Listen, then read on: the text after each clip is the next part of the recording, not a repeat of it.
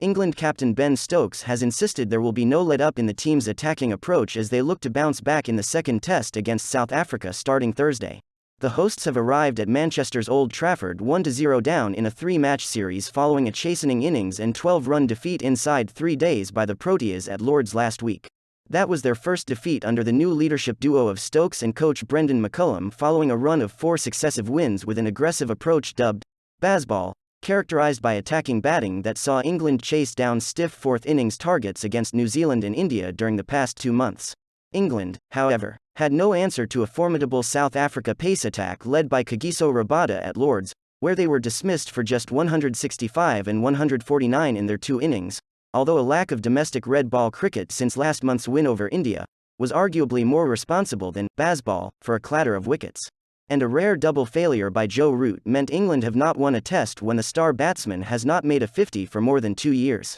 All-rounder Stokes, who took over as captain after close friend Root had presided over just 1 win in 17 tests, was in no mood to change tack after just 1 loss. "Absolutely not," he said. "We know well that when we perform to the capabilities that we're capable of, then we can go out and put on an incredible performance, like everybody's seen in the 4 games before."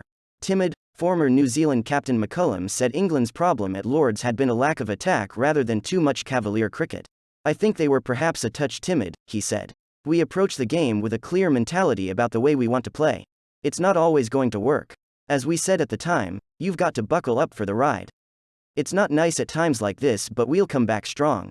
There are, however, legitimate questions over the form of opening batsman Zach Crawley who, after another 2 low scores at Lord's, is now averaging a mere 16.4 across 10 test innings this season.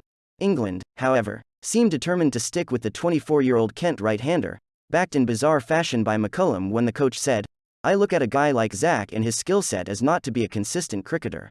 As for their bowling, England may consider recalling Ollie Robinson in place of Matthew Potts to a seam attack that lacked sharpness and penetration at Lord's, where South Africa cemented their position at the top of the World Test Championship table. No Proteas batsman managed a century in the match, but a collective effort led by opener Sarel Erwi got them to a competitive total of 326. Undeniably gifted batsman Aiden Markram came out of the match, however, with an average of under 10 from his last 10 test innings. The uncapped Ryan Rickleton, in form for English county side Northamptonshire, could be given a test debut if Markram is dropped. South Africa spinner Keshav Maharaj, asked Tuesday if the Proteas had struck a psychological blow against England by winning the first test so emphatically, replied, "I'd like to think so."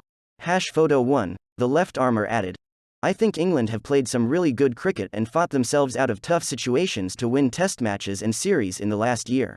South Africa captain Dean Elgar made it clear before the series he was still a believer in test cricket's fundamentals for all the Bazball hype surrounding England. Elgar also demonstrated a nice line in tactical innovation when his decision to bring Maharaj on early in England's second innings was rewarded by the spinner taking 2 top-order wickets.